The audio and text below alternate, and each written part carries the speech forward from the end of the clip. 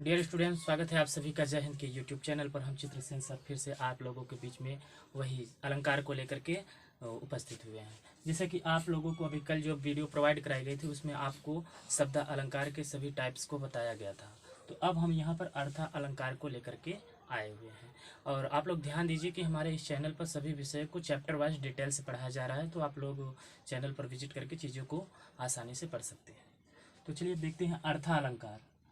जैसा कि नाम से ही लग रहा है कि अर्थ मतलब इसमें जो चमत्कार उत्पन्न होगा उसके अर्थों में होगा। शब्द कह कुछ और रहा है लेकिन उसका जो अर्थ निकालेंगे उसमें कुछ आनंद आने वाला है। तो जहाँ पर अर्थ के माध्यम से चमत्कार उत्पन्न हो वहाँ पर क्या होता है, अर्थ अलंकार होता है। तो अर्थ अलंकार भी कई प्रकार के होते हैं, जैसे शब्द अलंकार। चलिए पहले हम आज रिवाइज करा देते हैं कि कल हमने क्या क्या चीज़ें पढ़ाई थी। तो सबसे पहले हम शब्द अलंकार को पढ़ाया था। तो शब्दों की वजह से जिसमें चमत्कार उत्पन्न हो वहाँ पर क्या होता है, शब्द अलंकार। अब शब्द अलंकार में हमने पहला बताया था अनुप्रास अलंकार। तो चलिए देखते हैं अनुप्रास क्या होता है। जहाँ पर किसी भी वर्ण की बार बार क्या होती है, आवृत्ति होती है, वहाँ पर होता है हमारा अनुप्रास अलंकार। दूसरा हम बताए थे यमक अलंकार। तो यमक अलंकार क्या होता है, जहाँ पर कोई शब्द दो बार आए लेकिन दोनों बार में उनके अर्थ क्या हों, अलग अलग हों। अब श्लेष अलंकार भी सेम ऐसा ही था, लेकिन वहाँ पर कोई शब्द एक बार आए लेकिन उनके अर्थ क्या होंगे, एक से अधिक होंगे, तो वहाँ पर क्या होता है हमारा श्लेष। और उसके बाद क्या बताए थे हम, वक्रोक्ति अलंकार। और भी मतलब ये तीन जो हैं सबसे इम्पोर्टेंट हैं, तो इनको हम बता दिए हैं। अब चलिए देखते हैं अर्थ अलंकार में पहला क्या है हमारे, उपमा अलंकार, रूपक अलंकार, उत्प्रेक्षा, विनोक्त, मानवी करण, विरोधाभास। बहुत सारे ऐसे अलंकार हैं जिनके बारे में हमको पढ़ना है। तो बेसिकली यहाँ पर हम 3 या 4 के बारे में बताएंगे। बाकी चीज़ें आप लोगों को बहुत हाई लेवल के एग्जाम से देने जाएंगे तो वहाँ पर चीज़ें पूछी जाती है। हालांकि अभी तक के लिए उपमा, रूपक, उत्प्रेक्षा, विनोक्त, मानवीय भाव वगैरह जितना यहाँ पे लिखा है उनको हम थोड़ा थोड़ा डिटेल में बताएंगे। तो चलिए देखते हैं पहले उपमा अलंकार। तो देखिए यहाँ पर हम उपमा अलंकार का परिभाषा क्या लिखे हैं, जहाँ पर उपमेय को उपमान के समान बताया जाए वहाँ पर उपमा अलंकार होता है। तो देखिए क्या है, जहाँ पर उपमेय को उपमान के समान बताया जाए। अब यहाँ पर दो शब्द आया है, एक आया है उपमेय, दूसरा आया है उपमान। मतलब मेय को मान के समान बताया जाए तो उपमेय क्या होता है, चलिए हम इसको देख लेते हैं। जिस भी वस्तु की तुलना की जाती है, ध्यान से सुनिए, जिस भी वस्तु की तुलना की जाती है वो हमारा क्या होता है, उपमेय होता है। और जिससे तुलना की जाती है वो हमारा क्या होता है, उपमान होता है। चलिए एक उदाहरण के तौर पर हम आपको बताते हैं। जैसे कि यहाँ पर लिखा हुआ है, सीता जी का मुख चंद्रमा के समान है। ध्यान से सुनिए, सीता जी का मुख चंद्रमा के समान है। यहाँ पर देखिए सीता के मुख की जो तुलना की जा रही है, किससे की जा रही है, चंद्रमा से। मतलब मुख की तुलना की जा रही है चंद्रमा से, तो यहाँ पर मुख जो है वो हमारा क्या हो जाएगा, उपमेय हो जाएगा। और जो चंद्रमा है वो हमारा क्या हो जाएगा, उपमान हो जाएगा। एक उदाहरण और बताते हैं। जैसे देखिए यहाँ पीपर पात सरिस मन डोला।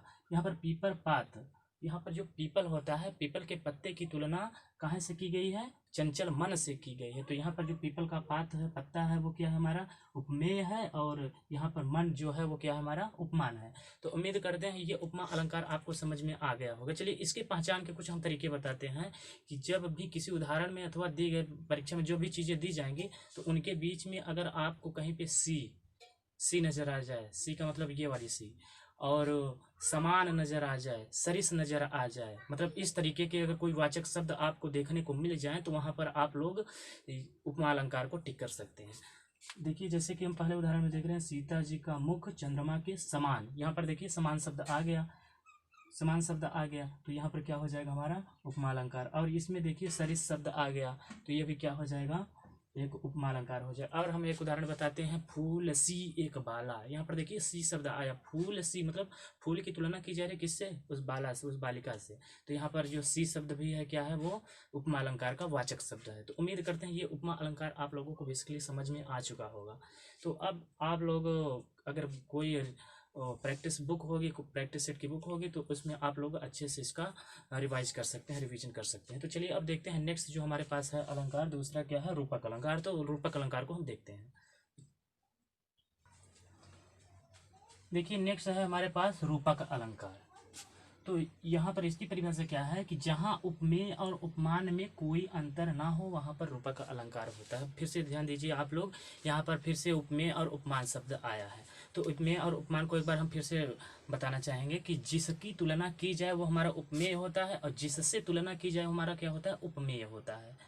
सॉरी, मतलब जिसकी तुलना की जाए हमारा उपमेय होता है, जिससे तुलना की जाए हमारा क्या होता है, उपमान होता है। तो आप लोगों को उपमेय और उपमान बिल्कुल समझ में आ गया होगा। लेकिन अब इसकी परिभाषा के हिसाब से क्या कह रहा है कि जहाँ पर उपमेय और उपमान में कोई भी अंतर समझ में ना आए, उनमें कोई भेद ना हो, वहाँ पर क्या होता है हमारा क्या होता है, रूपक अलंकार। तो चलिए एक उदाहरण के तौर पे हम देखते हैं। जैसे यहाँ पर लिखा हुआ है आप शेर हैं। यहाँ पर अब देखिए उपमेय और उपमान को पहले पहचानिए। तो यहाँ पर जो आप शब्द है वो हमारा क्या है, उपमेय है, और शेर शब्द जो है वो क्या है, हमारा उपमान है। इन दोनों में देखें, अगर देखा जाए तो कोई भी अंतर समझ में नहीं आ रहा है।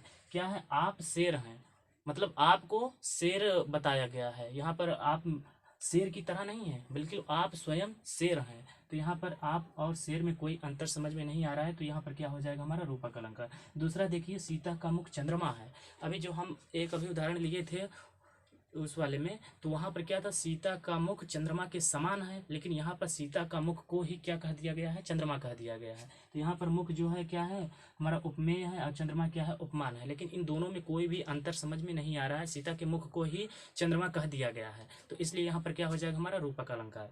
तो रूपक अलंकार भी आपको समझ में आ गया होगा। तो चलिए एक बार हम जो जो बताए हैं उनको देख लेते हैं। अभी हमने क्या बताया था, आगे वाला आगे बताए थे उपमा अलंकार। तो उपमा अलंकार में क्या होता है कि उपमेय और उपमान का क्या होता है, तो उपमा अलंकार में बताया गया था जहाँ पर उपमेय और उपमान में क्या है, समानता बताई जाए, तुलना की जाए, वहाँ पर क्या होता है, उपमा अलंकार होता है। रूपक अलंकार में क्या होता है, उपमेय और उपमान में कोई भी भेद नहीं होता है, उपमेय को ही उपमान मान लिया जाता है। तो वहाँ पर क्या होता है हमारा रूपक अलंकार। जैसे कि उदाहरण से आप लोगों को समझ में आ रहा होगा। यहाँ पर देखिए, मुख क्या है हमारा, उपमेय है, चंद्रमा क्या है, हमारा उपमान है। तो उम्मीद करते हैं ये रूपक अलंकार भी आपको समझ में आ गया होगा। तो चलिए एक और देखते हैं। अब हमारा जो नेक्स्ट है उत्प्रेक्षा अलंकार, तो उत्प्रेक्षा अलंकार को देखते हैं। तो चलिए देखते हैं।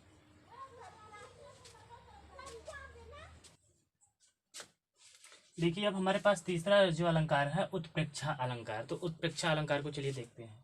क्या होता है, जहाँ पर उपमेय में उपमान की संभावना का वर्णन व्यक्त किया जाए, जहाँ पर उनकी संभावना ऐसी बताई जाए कि नहीं यहाँ पर ये हो सकता है, ऐसे अगर संभावना जहाँ पर व्यक्त की जाए, वहाँ पर क्या होता है हमारा उत्प्रेक्षा अलंकार। तो इसके पहचान के कुछ हम लक्षण बताते हैं, तरीके बताते हैं कि किस प्रकार से हम उत्प्रेक्षा अलंकार को पहचानेंगे। तो जहाँ भी किसी शब्द में, किसी उदाहरण में जानू, जानो, मानो, जानहु, मानहु इत्यादि शब्द आ जाए, वहां पर क्या हो जाएगा हमारा उत्प्रेक्षा अलंकार। तो चलिए देखते हैं किस प्रकार से शब्दों में आता है। तो एक उदाहरण यहाँ पर लिखा हुआ है, अलबेली बाहलता या मानो सुर की नवलहरी।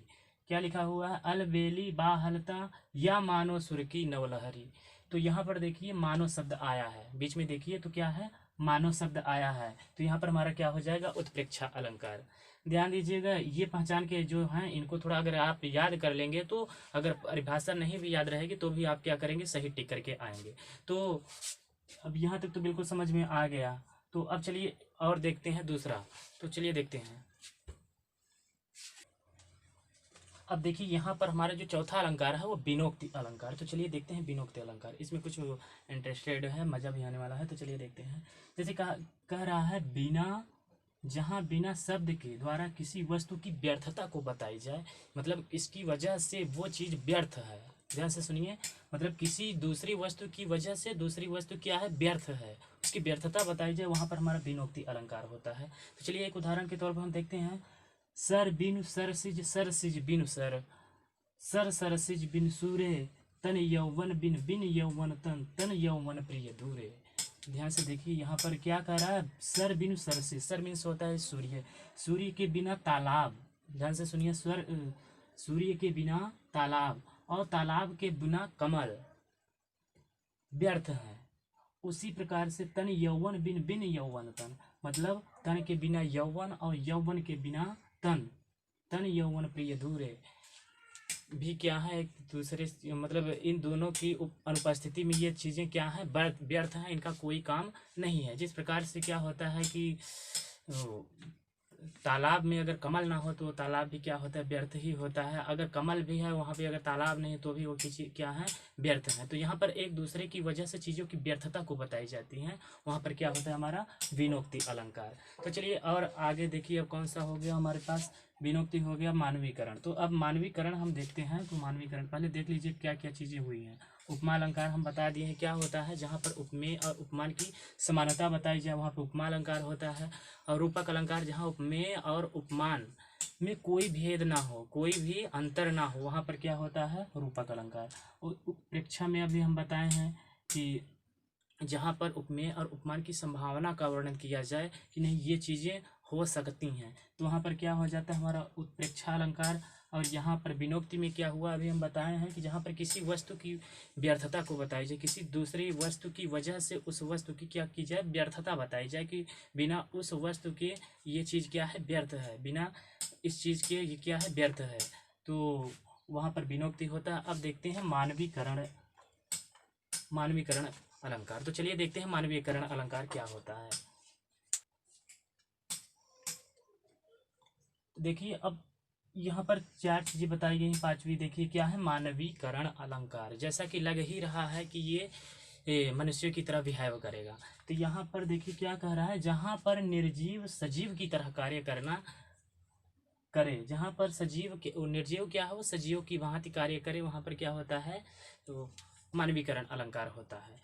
कि कहने का मतलब कोई निर्जीव चीज है लेकिन उसकी जो कल्पना है, मतलब मान लीजिए कि वो सजीव है, जीवित है, उसमें जान है, उस तरीके से अगर बिहेव करने लग जाए तो वहाँ पर क्या होता है, मानवीकरण अलंकार। चलिए एक उदाहरण देखते हैं। जैसे यहाँ पर लिखा हुआ है, जब जब बाहें उठी मेघ की, धरती का तन मन डोला। क्या लिखा हुआ है, जब जब बाहें उठी मेघ की, हाँ मेघ वही मेघ जिसको बादल बोलते हैं। तो ऐसा लग रहा है कि ये मेघ क्या है, उठी बाहें, मेघ में कोई बाह वगैरह हाथ भुजाएं कुछ नहीं होती, लेकिन यहाँ पर ऐसी कल्पना की गई है कि जब मौसम बनाता है बारिश के लिए तो क्या होता है, बड़ी तेजी के साथ बादलों में गर्जना होती है। तो ऐसा मतलब महसूस किया जाता है कि वो अपनी बाहों को फैला लिया है, भुजाओं को फैला लिया है। और धरती का तनमन डोला, धरती, इसी धरती की बात करें जहाँ पे हम लोग रह रहे हैं, धरती का कोई तन मन होता नहीं है, लेकिन यहाँ पर इसमें सजीवों की भांति की उसके तन मन क्या होता है, ललक जाता है, उसका तन मन क्या होता है, बिल्कुल एकदम खुशी से झूम उठता है। तो यहाँ पर इस प्रकार से क्या हो गया है, मानवीकरण अलंकार। तो उम्मीद करते हैं ये मानवीकरण आपको समझ में आ गया होगा कि कहने का मतलब जहाँ पर किसी निर्जीव वस्तु की तुलना किसी सजीव की तरह की जाए। जैसे यहाँ पर देखिए मेघ की बाहों की तुलना की गई है, तो यहाँ पर मेघ में वास्तविक बाहें होती नहीं, भुजाएं होती नहीं है, लेकिन यहाँ पर इस प्रकार से अतिशयोक्ति की तरह बता दिया गया है। तो यहाँ पर क्या हो गया हमारा, मानवीकरण अलंकार। देखिए अब यहाँ पर क्या है, विरोधाभास अलंकार। तो विरोधाभास को हम बताते हैं कि जहाँ पर दो विरोधी तत्व एक साथ मिले, कहने का मतलब एक हाँ हो दूसरा ना हो, या फिर एक पॉजिटिव हो एक निगेटिव हो, एक सकारात्मक हो एक नकारात्मक हो, इस प्रकार से एक ऊपर हो एक नीचे हो, एक उल्टा हो एक सीधा हो। कहने का मतलब इस प्रकार से जब तत्व क्या है एक साथ में आए तो वहाँ पर क्या होता है हमारा विरोधाभास अलंकार। तो चलिए देखते हैं विरोधाभास अलंकार। देखिए यहाँ पर जैसे एक उदाहरण लिखा हुआ है, जय जय नीचे हैं चले, तय तय ऊपर हो ऊंचे होए। तो यहाँ पर देखिए क्या कह रहा है कि आप जितने नीचे जाएंगे उतना ही ऊपर जाएंगे। यहाँ पर इस उदाहरण में यही तो दिखाया जा रहा है कि जे नीचे हैं चले, ते ते ऊंचे होए। कहने का मतलब आप जितना ही नीचे जाएंगे उतना ही ऊपर जाएंगे। तो ऐसा कभी पॉसिबल है, संभव है नहीं, लेकिन यहाँ पर ऐसा एक बताया गया है, कवि की लेखनी मतलब किसी दूसरे की तरफ इंगित करते हुए इन चीज़ों को लिखी हुई है। तो जैसा कि आप अगर किसी से नम्र बिहेव से रहते हैं, बड़े नम्रता पूर्वक रहते हैं, तो क्या होते हैं एक दिन आप बहुत आगे तक जाते हैं, लोगों के दिलों में आप राज करते हैं। तो कवि का मतलब ये है, लेकिन यहाँ पर अगर शब्दों को देखा जाए तो लिखा है कि जितने ही आप नीचे जाएंगे उतना ही ऊपर जाएंगे, जैसा कि संभव है नहीं। तो इस प्रकार के जहाँ भी अगर आपको वाक्य मिले अथवा उदाहरण मिले तो वहाँ पर क्या होता है हमारा विरोधाभास। इसके अतिरिक्त आप लोगों को और भी ढेर सारे अलंकार हैं, जैसे कि अन्वय अलंकार, दृष्टांत, असंगत, दीपक, भ्रांतिमान आदि सभी प्रकार के अलंकार हैं, जिनको कि आप लोग बहुत ज़्यादा इम्पोर्टेंट नहीं हैं, और इन सभी से ज़्यादातर चीज़ें पूछी नहीं जाती। तो उम्मीद करते हैं ये जितनी इम्पोर्टेंट चीज़ें थी आपको हम बता दिए हैं, अब बिल्कुल ये चीज़ें समझ में आ चुकी होंगी। तो मिलते हैं अगले सेशन में, तब तक के लिए जय हिंद। और अगर आप लोगों ने अभी तक चैनल को सब्सक्राइब नहीं किया है तो चैनल को सब्सक्राइब करिए और बेल आइकन को प्रेस कीजिए, और इसी प्रकार से इंटरेस्टेड वीडियो देखते रहिए। तो नमस्कार।